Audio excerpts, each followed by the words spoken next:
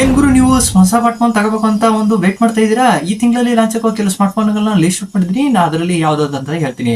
ಮೊದಲಾಗಿ ರೆಡ್ಮಿ ಅವರು ಲಾಂಚ್ ಮಾಡ್ತಿರೋ ರೆಡ್ಮಿ 30 5G ಅನ್ನೋ ಒಂದು ಸ್ಮಾರ್ಟ್ ಫೋನ್ ಸ್ನ್ಯಾಪ್ಡ್ರಾಗನ್ 4 Gen 2 ಜೊತೆಗೆ ಬರ್ತದೆ. ಮತ್ತೆ ಇದು ನಿಮಗೆ ಒಂದು 33 ವ್ಯಾಟ್ನ ಒಂದು ಫಾಸ್ಟ್ ಚಾರ್ಜರ್ ಜೊತೆಗೆ ಸಪೋರ್ಟ್ ಸಿಗ್ತದೆ. ನಿಮಗೆ ಇದರ ಪ್ರೈಸ್ ರೇಂಜ್ ಎಷ್ಟು ಅಂತ ನಿಮಗೆ ಒಂದು 13,000 ರೇಂಜ್ ಅಲ್ಲಿ ಇದು ಲಾಂಚ್ ಆಗೋ ಸಾಧ್ಯತೆ ಇದೆ. ಮತ್ತೆ ಇದು 9ನೇ ತಾರೀಕಿನಲ್ಲಿ ಲಾಂಚ್ ಆಗುತ್ತೆ.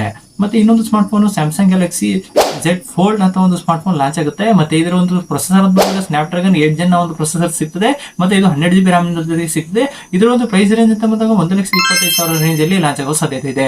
ಮತ್ತೆ ಇನ್ನೊಂದು ಫೋನ್ ಬಂತಂದ್ರೆ ನಿಮಗೆ ಓಪೋದ ಒಂದು 2 ಫೋನ್ಗಳು ಲಾಂಚ್ ಆಗುತ್ತೆ. ಓಪೋ ರೇನೋ 12 ಮತ್ತೆ ಓಪೋ ರೇನೋ 12 Pro ಅಂತ ಬರ್ತದೆ. ಈ 2 ಫೋನ್ಗಳು ನಿಮಗೆ 12ನೇ ತಾರೀಕು ಜುಲೈನಲ್ಲಿ ಲಾಂಚ್ ಆಗೋ ಸಾಧ್ಯತೆ ಇದೆ. ಮತ್ತೆ ಇದರ ಪ್ರೈಸ್ ಅಂತ ಬಂದಾಗ ನಿಮಗೆ 30,000ದಿಂದ 40,000 ರೇಂಜ್ ಅಲ್ಲಿ ಇದು ಲಾಂಚ್ ಆಗೋ ಸಾಧ್ಯತೆ ಇದೆ. ಇದೇ ರೀತಿ ವಿಡಿಯೋಗಾಗಿ ನಮ್ಮ all in one tech YouTube ನ ಚಾನಲ್ ಫಾಲೋ ಮಾಡಿ.